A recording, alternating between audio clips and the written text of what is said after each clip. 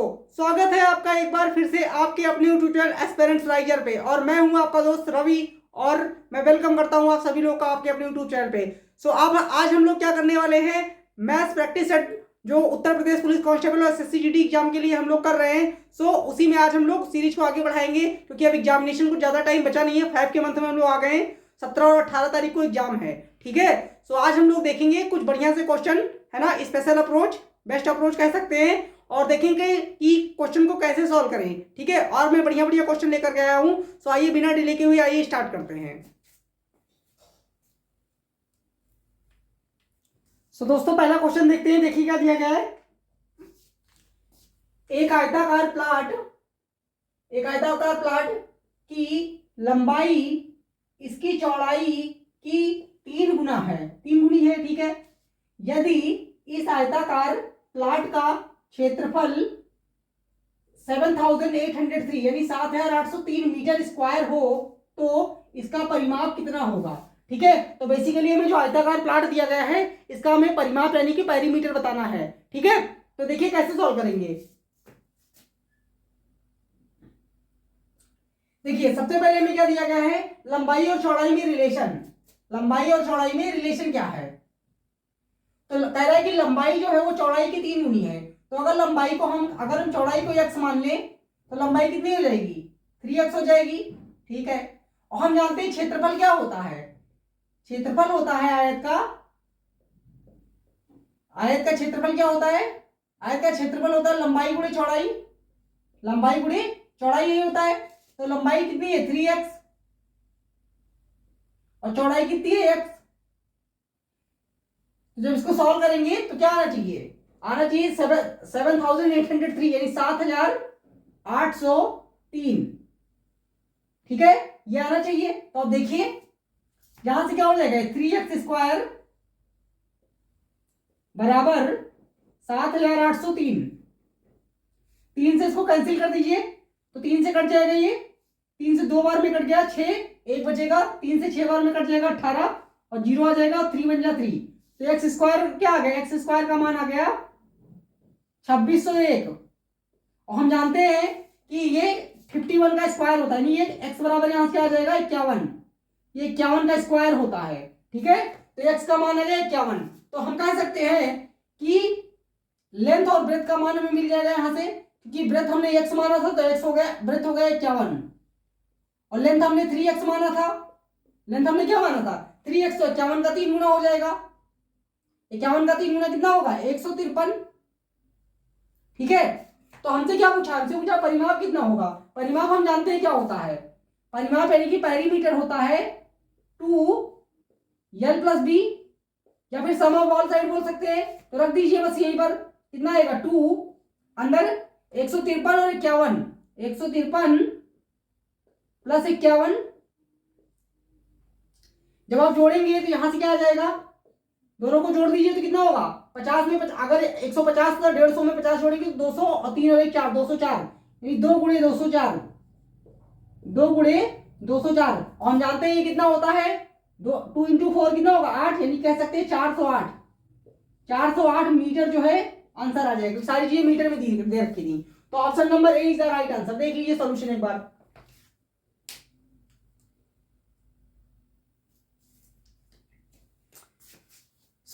समझ में आया। अब चलेंगे नेक्स्ट क्वेश्चन की तरफ। क्या दिया हुआ है,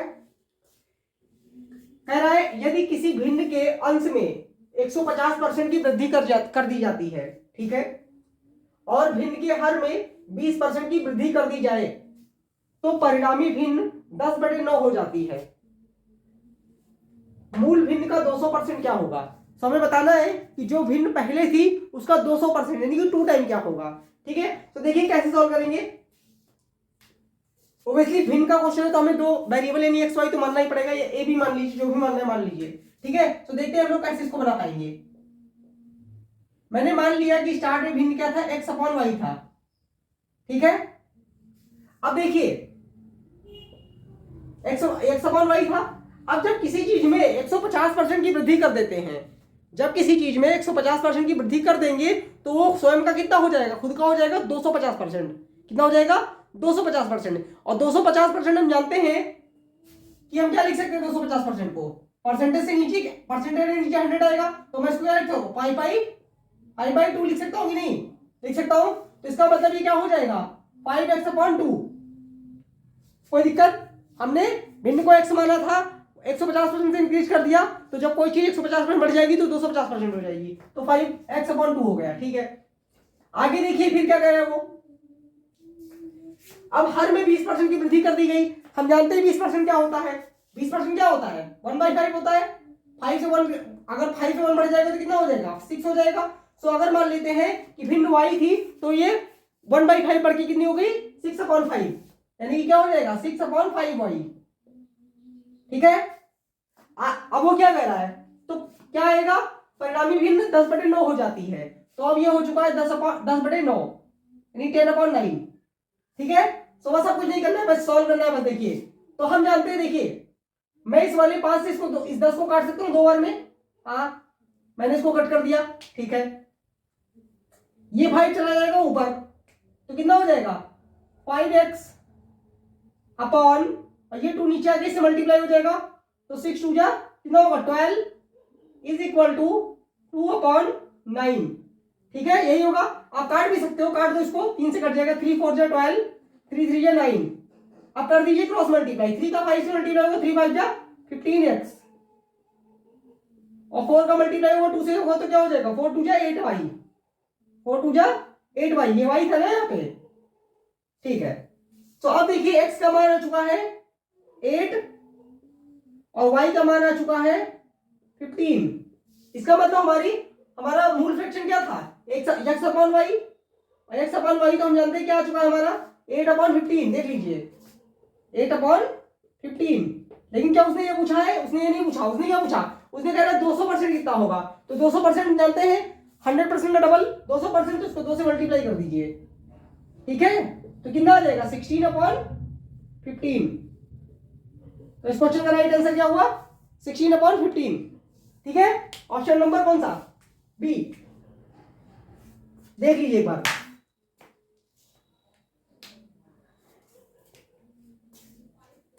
ठीक है, अब करेंगे नेक्स्ट क्वेश्चन। अब नेक्स्ट क्वेश्चन देखेंगे। नेक्स्ट क्वेश्चन देखिए क्या दिया हुआ है। एक बेलन का कुल पृष्ठीय क्षेत्रफल 266 पाई है, यदि बेलन का वक्र पृष्ठीय क्षेत्रफल 168 पाई है, तो बेलन का आयतन क्या होगा। ठीक है, ये बेसिकली मेंसुरेशन 3D से क्वेश्चन है और टोटली फॉर्मूला ओरिएंटेड है। ठीक है, अगर आपको फॉर्मूला नहीं आएगा तो ये क्वेश्चन एग्जाम में हिलेगा भी नहीं। ठीक है, तो देखिए कैसे सॉल्व करेंगे इसको।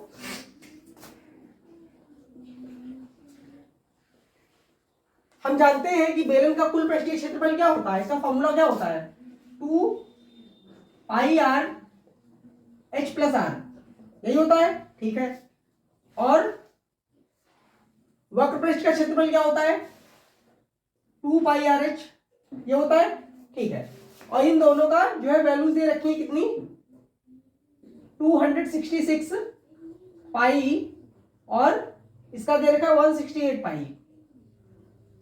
ठीक है, सो इसको हम सॉल्व करेंगे, फिर देखेंगे क्या क्या इसमें निकाल सकते हैं। तो सबसे पहले इसको अगर देखें तो यहां तो पाई पाई कट गया ये, और इसको थोड़ा सिंप्लीफाई करते हैं, 2 से कैंसिल कर दीजिए इसको, 2 से कट जाएगा ये 133 टाइम में, और ये कट जाएगा कितने टाइम 84 टाइम में, और कैंसिल कर दीजिए 7 से कट जाएगा, ये 7 से कट जाएगा 12 टाइम में, और 7 से ये कट जाएगा 19 बार में। ठीक है, तो 19 से पॉइंट पहले आ चुका है। अब यहाँ देखिए, यहाँ 2πr बाहर है और ये 2πr ये कट गया पूरा। ठीक है, तो बेसिकली हमारे पास क्या बचा h+r is equal to 19, and नीचे क्या बचा हुआ है h इज इक्वल टू 12। सो मैं कह सकता हूं, अगर मैं ऊपर वाले से नीचे वाले को सब्ट्रैक्ट कर दूं, मान लो ये वाला 1 इक्वेशन है, ये वाला 2 है, तो अगर 1 से 2 सब्ट्रैक्ट करोगे तो r बराबर क्या आ जाएगा, r बराबर आ जाएगा 7। ठीक है, तो h बराबर क्या आ जाएगा, h बराबर आ जाएगा 12। ठीक है, तो हमें रेडियस और हाइट के वैल्यूज जो है वो मिल चुकी हैं। अब हमें क्या निकालना है, हमें निकालना है वॉल्यूम। सो वॉल्यूम क्या होता है, सिलेंडर का वॉल्यूम क्या होता है, वॉल्यूम होता है πr²h, πr²h। तो बस देखिए पाई का मान क्या होता है 22/7, नहीं तो हमें क्वेश्चन में बताया जाएगा अगर कुछ और होगा तो। r बराबर हम जान चुके 7 का स्क्वायर आ चुका है, तो 7 × 7, और हाइट हमारी 12 है। तो बस देखिए 12 7 7 कैंसिल हो गया और तो कुछ कटेगा नहीं, तो 22 इंटू 7 क्या होता है 154 इंटू 12, उसको मल्टीप्लाई कर दीजिए। 12 इंटू 4 होता है 48 48, 4 कैरी करेगा 12 और 5 60 और 4 64 की 4, 6 कैरी करेगा 12 इंटू 1 12 को मारा और 6 18, तो 1848 इसका आंसर आ जाएगा। क्या आएगा 1848, देख लीजिए। That means option number C is the right answer. देख लीजिए आप लोग सोल्यूशन। ठीक है, ये टोटली फॉर्मूला ओरिएंटेड क्वेश्चन था। अगर फॉर्मूला याद नहीं होगा तो फिर बनेगा नहीं काम। तो मेरी एक वीडियो पड़ी हुई है जिसमें मैंने टोटल सिलेंडर के बारे में समझाया हुआ है, उसको आप लोग देख सकते हैं। ठीक है, अब करेंगे नेक्स्ट क्वेश्चन। अब नेक्स्ट क्वेश्चन देखते हैं। देखिए दिया हुआ है रवि 3 वर्ष के लिए x% प्रति वर्ष की दर से 7500 रुपए का निवेश करता है। ठीक है, 3 वर्ष के बाद उसे कुल 11,550 रुपए प्राप्त हुए, तो x का मान बताओ यदि ब्याज की दर साधारण ब्याज हो। ठीक है, यानी साधारण ब्याज जो कि नीचे मेंशन कर दिया गया है कि साधारण ब्याज में 7500 रुपए इन्वेस्ट किया है उसने, तो उसको 11,550 रुपए मिलेंगे 3 साल के अंत में। तो x का मान बताना नहीं, ब्याज की दर हमें बतानी है। ठीक है, तो देखिए कैसे करेंगे। फॉर्मूला नहीं लगाने वाले, फॉर्मूला वो बेसिक से नहीं करने वाले, कुछ और करेंगे। देखिए 7500 रुपए उसने इन्वेस्टमेंट किया। ठीक है, वो कितना बन गया 11,550। ठीक है, तो चेंज कितने का आया, चेंज देखेंगे। सबसे पहले हम 50 तो ये आ जाएगा। ठीक है, यहां से और 5 में से 5 गया 0 और 11 में से 7 गया 4, तो 4,050 रुपए का उसको इंटरेस्ट मिला है कह सकते हैं। और ये कितने सालों में मिला है 3 सालों में। तो हम क्योंकि टाइम दे रखा है, देखिए 3 साल यहाँ पे लिखा हुआ था, ये 3 वर्ष में, तो इसको 3 से कर दीजिए डिवाइड, तो 1 साल में कितना मिलेगा 1 ईयर में। 1 ईयर में कितना मिलेगा 4050/3, 3 से काट दीजिए इसको, 3 1 जा 3, 3 3 जा 9, 3 5 जा 15 और 3 0 0, तो 1 साल में मिलेगा 1350 रुपए। ठीक है, तो ब्याज की दर जो है वो हर साल सेम रहती है जब बात सिंपल इंटरेस्ट की होती है, यानी कि साधारण ब्याज की होती है। तो ये जो 1350 रुपए मिल रहे हैं पर ईयर, ये 7500 रुपए में ही मिल रहे होंगे। तो हम देख लेते हैं पहले साल का इंटरेस्ट क्या है, बस हमारा आंसर आ जाएगा। तो ये 7500 का कितना परसेंट है ये हमें निकालना है। ठीक है, देखिए 7500 इंटू 100। ठीक है, तो बस कैंसिल कर दीजिए, आंसर रेडी है। 0 0 कट गए यहाँ पे। ठीक है, इसको 5 से कैंसिल कीजिए, 5 से करेंगे तो कितना आएगा 27 आ जाएगा। ठीक है, और एक 0 आ जाएगा। 27 इंटू 5 135 होता है, और 5 से इसको काटेंगे तो 15 आ जाएगा। ठीक है, तो कितना बचा 270/15। हम जानते हैं इसको 15 से कैंसिल करेंगे तो 15 का 18 गुना होता है ये। ठीक है, तो 18 टाइम में कट जाएगा पूरा। सो x का मान जो था वो क्या है, x इज इक्वल टू क्या आ गया 18%। x की वैल्यू ही तो पूछी थी। ठीक है, तो कितना आ गया 18%। That means option number A is the right answer of this question. देख लीजिए एक बार सॉल्यूशन।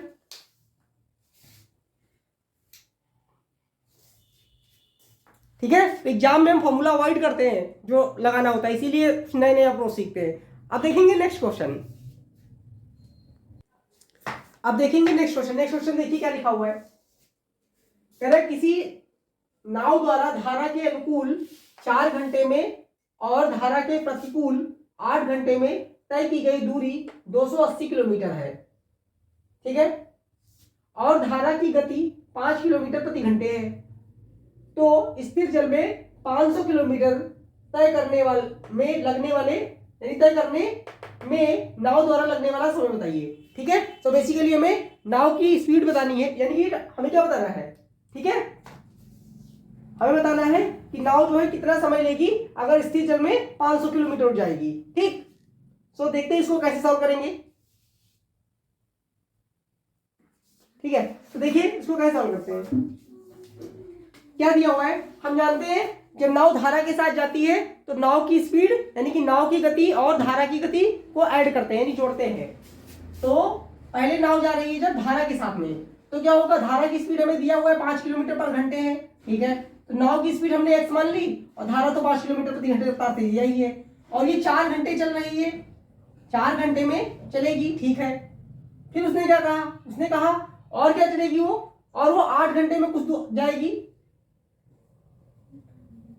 फिर से नाव की गति x और धारा की गति -5, ठीक है, क्योंकि जब प्रतिकूल दिशा में जाती है तो जो धारा होगी वो नाव को अपोज करेगी, यानी कि उसको अपने से दूर ढकेलेगी, ठीक है। तो ये 8 घंटे चले गए, और ये वाला डिस्टेंस और ये वाला डिस्टेंस दोनों मिलाकर के कितना चला है उसने, 280 किलोमीटर। ये देखिए, तो ये कितना हो गया, 280 किलोमीटर, ठीक है।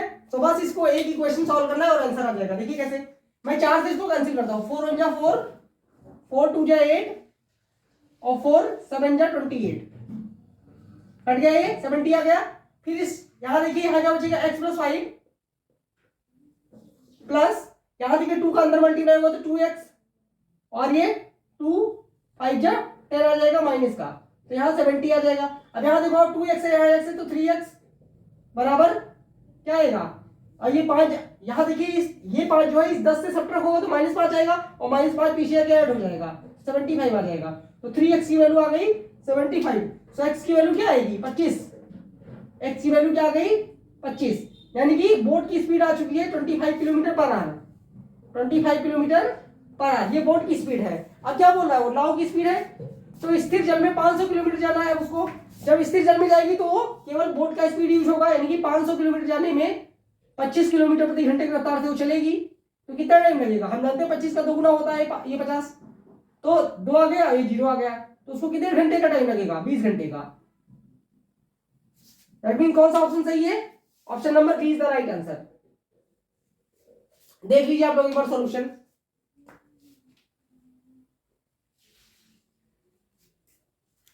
ठीक है, अब करेंगे नेक्स्ट क्वेश्चन। नेक्स्ट क्वेश्चन देखिए क्या दिया हुआ है। एक आदमी ने 1500 रुपए में घड़ी खरीदी और इसे x% के लाभ पर बेच दिया, और उसे 16x - 60 रुपीज का लाभ हुआ। तो घड़ी का विक्रय मूल्य बताना है, ठीक है। तो देखिए इसको कैसे सॉल्व करेंगे। हमें दे रखा है 1500 रुपए में उसने घड़ी को खरीदा है, ठीक है, और x% के लाभ पे बेच दिया। तो जब कोई चीज हम सेल करते हैं तो क्या करते हैं, अगर x% पे बिका है तो अपने से 100 + x% पे बिका होगा, यही तो होगा, क्यों, हम कह सकते हैं, ठीक है। अच्छा, तो ये हो गया सेलिंग प्राइस। अगर आप देखो तो ये सेलिंग प्राइस होगा कि नहीं, ठीक है, लेकिन उसे लाभ कितना हुआ, 16x - 60। सो मैं इसको कैसे कह सकता, मैं ये भी तो कह सकता हूं कि 1500 प्लस इसमें मैं क्या करता हूं, 16x - 60 ये ऐड कर दूं तो ये भी सेलिंग प्राइस होगा। अगर मैं ये ऐड कर दूं तो ये भी तो सेलिंग प्राइस होगा, हाँ बिल्कुल। तो आप देखिए यहां पे इस पहले वाले को यहां से तो ये 2 0 2 0 कट गए, 15 का अंदर मल्टीप्लाई हो जाएगा तो 15x हो जाएगा,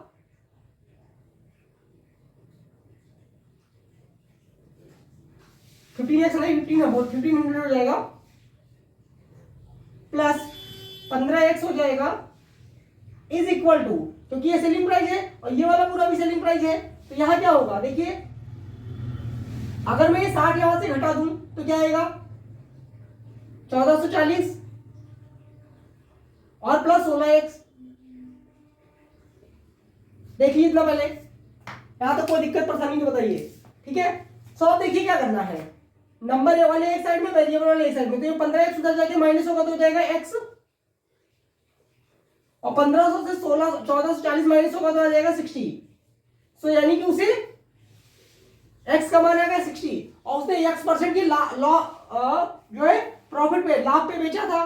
तो हमसे पूछा है कि सेलिंग प्राइस क्या होगा, यानी कि विक्रय मूल्य। तो हमें 1500 रुपए पे, मैं यहां देखिए, यहां लिख रहा हूं, यहां पे यहां देखिए आपको 1500 रुपए पहले था इसका क्रय मूल्य, 60% का अगर लाभ हो रहा है तो यानी कि 60% लाभ होने के साथ खुद का 160% हो जाएगा,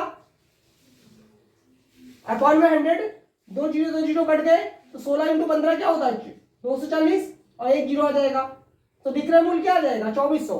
देख लीजिए आप लोग, विक्रय मूल्य क्या आ जाएगा, 2400। दैट मीन कौन सा ऑप्शन, ऑप्शन नंबर 1 ए, ठीक है। देख लीजिए सॉल्यूशन। सो ये थे कुछ बेहतरीन सवाल जिनकी अप्रोच आपने आज सीखी, ठीक है। और कैसा लगा वीडियो कमेंट करके बताएं आप लोग, ठीक है।